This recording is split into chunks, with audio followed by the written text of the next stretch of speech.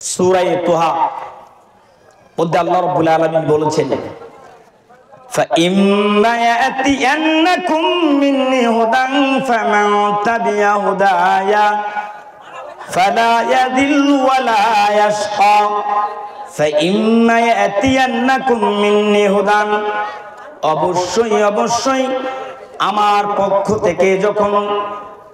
পক্ষ থেকে যখন আমার হিদায়াতের বাণী তোমাদের কাছে আসবে, যখন তোমরা হিদায়াতের বাণীকে তোমরা মজবুত ভাবে আঁকড়িয়ে ধরবে, যখন তোমরা কোরআন হাদিসকে তোমরা ভালোভাবে শুনবে, মানবে, তারপরে বলেন ফালা ইয়াদিল্লু ওয়ালা ইয়াশকা, সে কোনোদিন বিপদগামী হবে না, ওয়ালা ইয়াশকা, সে কোনোদিন কি হবে না, গোমরাহি হবে না, সে কষ্টও পাবে না।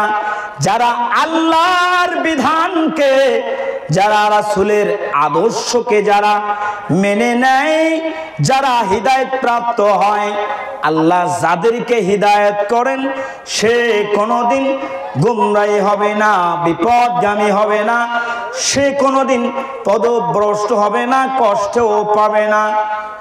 আল্লাহ পরে বললেন ওয়ামান আরাদা আন যিকরি ফাইন্না লাহু মাঈশাতান দানকা ওয়া নাহশুরুহু ইয়াওমাল কিয়ামাতি আ'মা, আর যে ব্যক্তি আমার স্মরণ থেকে বিমুখ হয়ে গেল রে, যে ব্যক্তি আমার জিকির থেকে বিমুখ হয়ে গেল রে, আমার কোরআনের কথা শোনে না, রাসূলের আদর্শ কথা শোনে না, বুঝে না, মানে না, চোখেও দেখে না, না শুনে তারা নাচ গানে বাদ্যযন্ত্রের প্রতি আগ্রহী হয়, আল্লাহ সুবহানাহু ওয়া তাআলা বললেন সেদিন আমি তা জীবনকে সংকুচিত করে দেব, সংকীর্ণ করে দেব, সংকীর্ণ করে তো দেবই, সেদিন কি করব?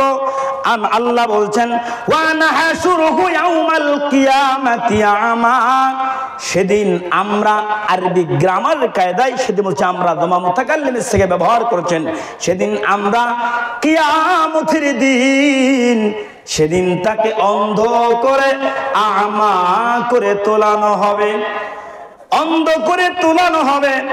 দুনিয়া তো আপনি চক্ষু দিয়ে ভালো মন্দ দেখলেন, কোরআন হাদিস আপনি রিসার্চ করলেন, গবেষণা করলেন, আপনি স্টাডি করলেন, বুঝলেন, দেখলেন, শুনলেন, সেদিন কিয়ামতের দিন আপনাকে অন্ধ করে কেন তোলানো হবে? তখন কলা বললেন রব্বি লিমা হাশারতানি আ'মা, তখন বলবে অন্ধ ব্যক্তি বলবেন হে আমার রব, হে আমার প্রভু, হে আমার প্রতিপালক, হে আমার রিজিক দাতা, হে আমার হায়াত দাতা, হে আমার প্রভু, আপনি আমাকে আজ কেন অন্ধ করে উঠালেন? তখন বলবে কেন অন্ধ করে উঠালেন? অকদ কুনতু বাসীরা, আর আমি তো সেদিন চক্ষুষ্মান ছিলাম, চোখ দিয়ে দেখতাম, কান দিয়ে শুনতাম, কেন আপনি আজ আমাকে অন্ধ করে উঠালেন? আল্লাহ বলবেন সেদিন হামিদপুর খলিশা কোরাতে কোরআনের মাহফিল হয়েছিল, আলোচনা হয়েছিল, তুমি আলোচনা তো শোনো নাই, মানুষকে বাধা প্রদান করেছো, ওই মাহফিলে যাওয়া যাবে না, ওই মাহফিলে যাওয়া যাবে না, অথচ তুমি না শুনে তুমি এখান থেকে চলে গিয়েছিলে, চায়ের দোকানে আড্ডা দিয়েছিলে, তুমি দোকানপাটে আড্ডা দিয়েছিলে। সেই দিন যদি আল্লাহ আপনাকে জিজ্ঞাসা করেন, সেই দিন আপনি কি জবাব দেবেন? জবাব দিতে পারবেন?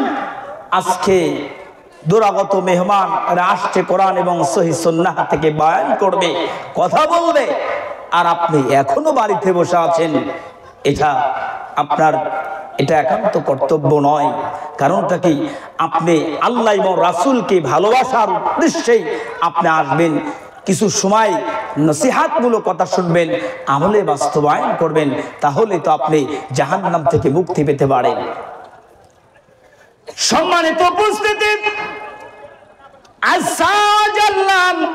মহান আল্লাহ রাব্বুল আলামিন বলেন, আল্লাযীনা ইউনফিকুনা ফিস সাররাই ওয়াদ দাররাই, যারা আল্লাহর রাস্তায় ব্যয় করে, আল্লাহর পথে ব্যয় করে, দুঃখের সময়, কষ্টের সময়, দুঃখ সুখ সময় ক্ষেত্রে আল্লাহর পথে ব্যয় করে।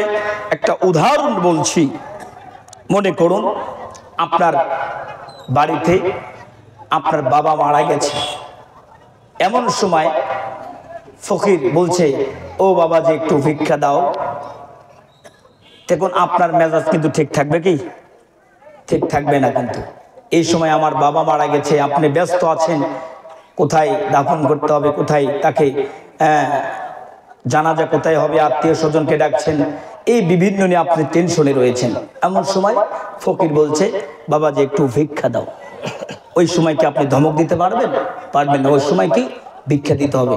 এই যে এই কথাই বলা হয়েছে, দুঃখের সময় এবং সুখের সময়। আপনার ছেলে আপনার বিবাহ হয়েছে, আপনি আনন্দ উল্লাসে মেতে উঠেছেন, এমন সময় এক ফকির বলছে একটু ভিক্ষা দাও।